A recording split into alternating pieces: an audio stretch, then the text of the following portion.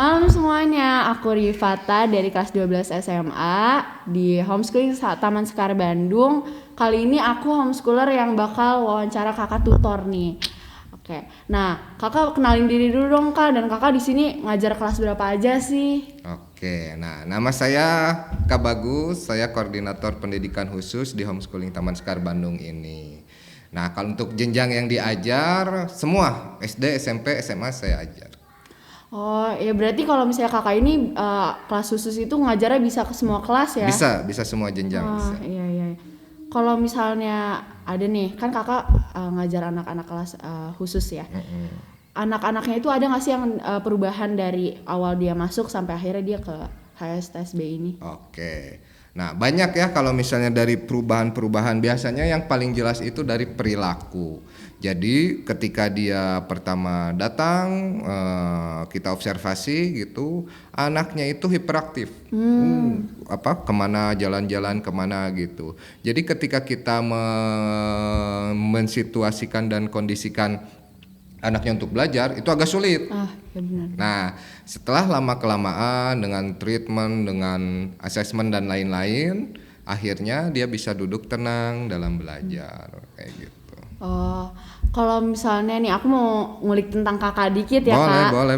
Kan aku nih kalau misalnya lagi waktunya senggang atau lagi bosen nih, aku biasanya suka dengerin musik, terus misalnya olahraga workout, berenang, sepeda gitu kan. Nah kalau misalnya Kak Bagus sendiri nih, hobinya tuh apa sih kak? Kalau Kak Bagus hobinya kebetulan main bola, ya, futsal, lapang besar, main bola, terus dengerin musik, terus ternak binatang, tahu gecko, leopard gecko yang kalau di kartun itu film Oscar. Oh iya, Nah, tahu. Kak Bagus ternak yang kayak gitu.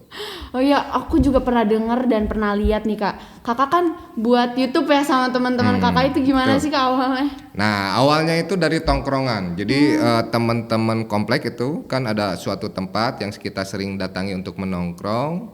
Nah, ngobrol. Cuman karena kita berpikir sekarang udah di era digital, kenapa kita nggak dokumentasikan aja dan YouTube kita ya? upload gitu.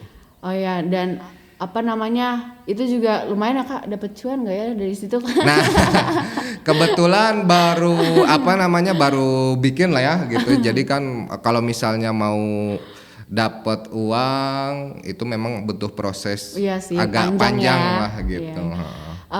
Ini kak, aku mau nanya nih, kan dulu kakak waktu segede aku nih pernah bandel nggak sih kak? Terus apa yang kakak lakuin nih waktu bandel itu, masa-masa bandel? Dan apa biar kakak akhirnya nggak, pada akhirnya oke nih kayaknya nggak bisa bandel kayak gini lagi nih gitu. Wah, Harus bener.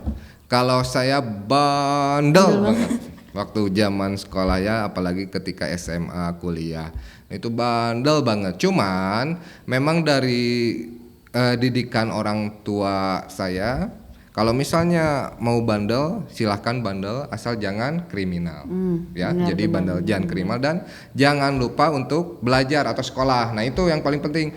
Saya kalau misalnya melakukan kebandelan nggak akan dimarahin sama orang tua saya, kecuali kalau bolos sekolah. Nah kalau bolos sekolah wah udah habis. Nah kayak gitu.